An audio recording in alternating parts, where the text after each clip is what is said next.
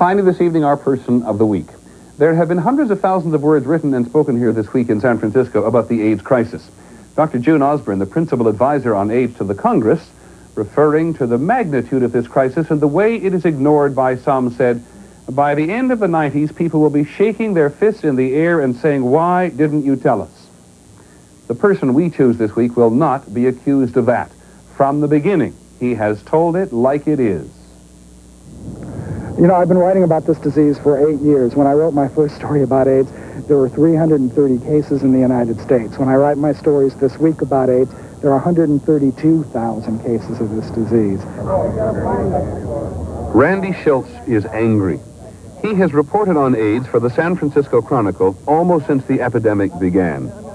AIDS came at a time when the top priority of the federal government was to keep a lid on domestic spending, and that meant restricting money that would go to health and to biomedical research. So it was a very bad time to have a new epidemic come to America. AIDS is something of a metaphor of the politics and the weaknesses of our era. Politics and weakness. Grist for Shilts' best-selling book, and the band played on. A chronicle of the AIDS epidemic early on. No group or institution involved in AIDS was safe from his word processor. The resources we need to fight this epidemic, the level of resources aren't being decided by researchers, by people who know about AIDS. They're being decided by budget crunchers over in the White House. And as long as we don't have a response that's commensurate with the problem, we're going to keep on having AIDS be, 2 or 3 steps ahead of us. Randy Shilts took on the AIDS researchers, accusing some of them of looking for credit harder than looking for a cure. He took on the blood bank owners for concentrating on profits rather than a safer system to monitor and protect the nation's blood supply. And Randy Shilts went after the gay community for a lifestyle that was leading to its own destruction. That did not make him very popular. Randy Shilts is gay. Here I write a book that assails the president, that takes on the most eminent researchers of our time and essentially accuses the blood bankers of murder. And to do all that, and then to not write about the failures within the gay community, too, that would have been dishonest. And the only power that journalism has is when it tells the truth. Randy Shilts was always going to be a reporter. He was born in Iowa and majored in journalism at the University of Oregon.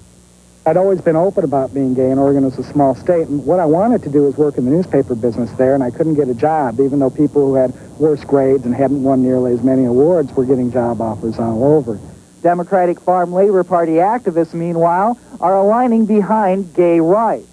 So Shilts migrated to San Francisco, where he became a television reporter. In the 1970s, he worked in various parts of the country.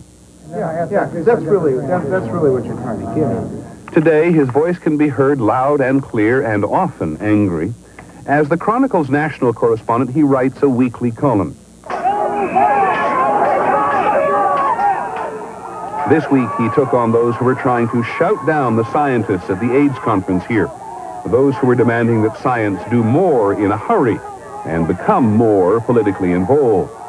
The challenge for AIDS activists, he wrote, is to make their point, but not to scare away their audience. So Randy Shilts has opened some eyes in America, warning a lot of us about what was coming. Come on. Helping to make people rethink some of their basic assumptions. I started writing last week about this conference, and I've had a headache ever since. It's very difficult to keep writing about this for 8 years. I never thought I'd get burned out. I thought the people who got burned out were wimps. And now I'm pretty much on the edge of that burnout myself. And so we choose Randy Shilts. What he appears to be saying is this week, all those involved in AIDS must work together to find a solution before too many more people die. That is our report on World News Tonight. We'll be back in New York on Monday. I'm Peter Jennings. Have a good weekend, and good night from San Francisco.